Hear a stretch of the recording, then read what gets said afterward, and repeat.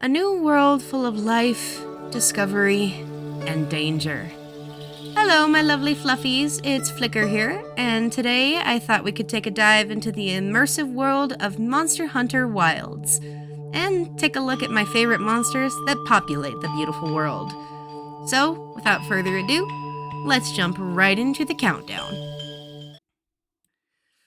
Number 10. Glimmatrice.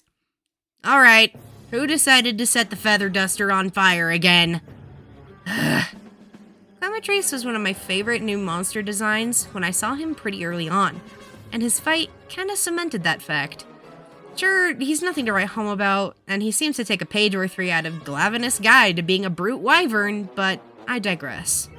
He's a cool monster with a simple but engaging fight, and I think it helps warm you up to the rest of Wilds. Early game enough to still be a bit of a challenge, but he is an early game Brute Wyvern for a reason. Number 9. Ajaracon. I'm usually not a fan of any of the primate-based monsters, but Ajaracon is an exception to that. I think he's genuinely a cool monster, and him being very fire-centric adds to that for me. He's a monster that really forces me to focus and learn his moves so I don't wind up throwing my controller against the wall out of frustration. I also like that he's a monster that has a map section dedicated to changing up his moves and making hunters change how they approach him. And his design kind of reminds me of Chinese food dogs, and I think it's super cool. Number 8. Guardian Rathalos.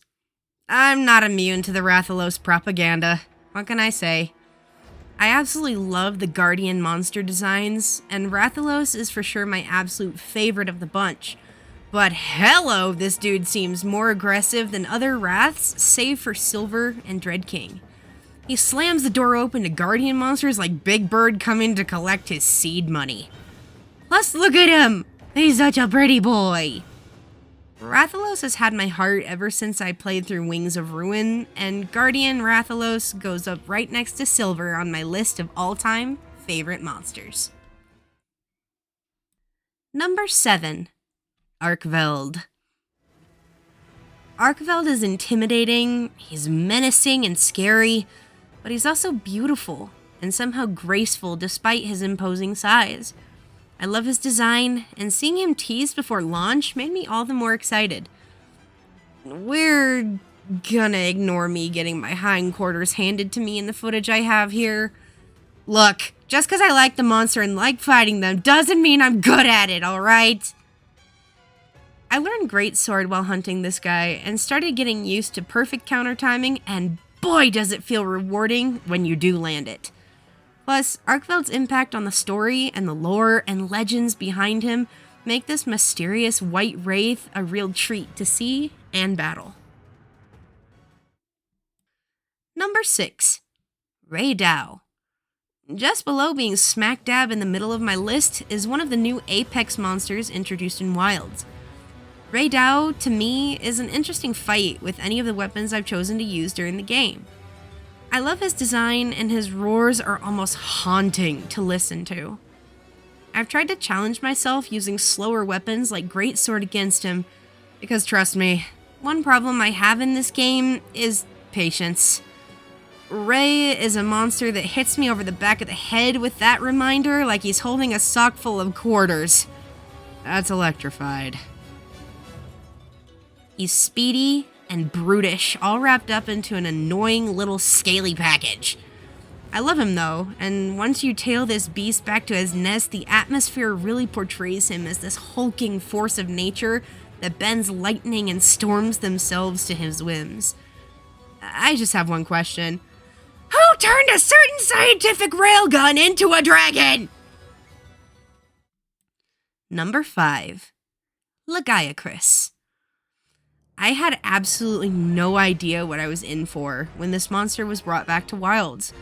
All I had ever known of him was my experience with him in Monster Hunter Stories, where I had one named Strawheim. But finally fighting him gave me so much more appreciation for the monster and everything about him. I didn't feel too alienated or like I had zero clue what I was up against, and I think that just made things easier to handle for me. The love for Laggy isn't hard to understand. He's ferocious, awesome looking, and the armor and weapons for him all look very sleek in my opinion. Just a step below Rey Dao as a master of electricity, take one step into this Leviathan's watery stronghold, and you realize how nerve-wracking he can be to deal with. Number 4. Jin Dahad. And here we begin to talk about the monsters in this game that are awe-inspiring just purely from size alone. Out of all of the Apex monsters, to me, Jin feels like the Apex. Top of the food chain, Ice Leviathan. I mean, they do call him the Lord of Ice for a reason. He slithers across walls like it's nothing, and his entire body wraps around large cliffs like they're fence posts. I always do love the ice-based monsters as well, and this one truly feels like the embodiment of a raging blizzard. His music is absolutely beautiful, and the farther you descend into the rhyme chain depths, it slowly gets darker, and Jin seems to get even scarier. Have fun watching me willingly die to his supernova here, folks. Number 3. Mizutsune. She is beauty, she is grace. She'll slap you in the face. Mizutsune is by far one of my all-time favorite monsters in terms of design. She is absolutely beautiful from her colors to her movements. They really lean into her being a bewitching monster to behold. Wilds puts a new fire in this Leviathan's belly though, transforming her moveset at low health into that of her deviant counterpart, Soulseer. She hits like a truck, and dealing with her Bubble Blight can flip the fight in your favor, or hers. I've had quite a bit of experience with Mizutsune now, and every time I've fought her or her variants, my love for this Bubble Fox never changes. Step into this slime monster's domain and partake in a deadly dance of bubbles versus blades, and see who will reign supreme. Number 2. Duna. This girl is definitive proof that big girls are beautiful. Duna is a really pretty monster, honestly. Her water veil that serves as armor, her iridescent scales, and almost melodic roar, backed up by enough power to flatten you like a 100 pancake for a Sunday morning breakfast. She's the apex monster of the Scarlet Forest, and just like Jin and Rey before her, she truly commands her element and her environment. I'm amazed how they managed to make such a hefty monster so graceful and powerful at the same time. While the water blight she can inflict is a pain, thankfully it doesn't put a damper on the fight as a whole too much. Damper. Water monster. What lies at the core of the dragon torch? Something slumbers. It waits. It feeds.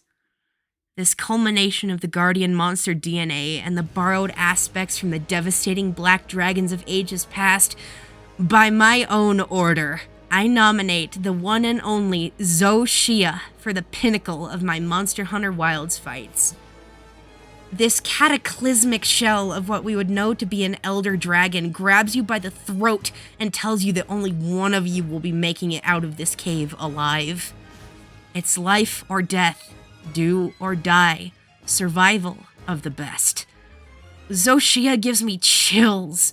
Its backstory, its origins are trailed in innocent blood and fallen kingdoms.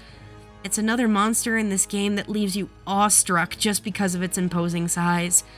With the music that plays as you battle this construct, it's the type of atmosphere that makes me focus harder than I ever have before to make sure this hunt ends in a victory. Chipping away at the wyvern milk shell and revealing the deep black scales and horns that remind you of something a lot more frightening. Facing an onslaught of fire, wilk, and red lightning, dodging brutish charges and powerful swings. This dragon is so cool! It may seem like a bit of a cop-out to pick the game's final monster as my favorite fight, but this is my list, and I make the rules. Until we get a DLC, Zoshia remains at the top, my favorite fight, my favorite monster. I will always come back for more. And that's all we have in the books for today. Thanks for watching, everyone. Remember, every dragon has their horde, and I'm happy to share mine with you. I'll see you lovely fluffies next time.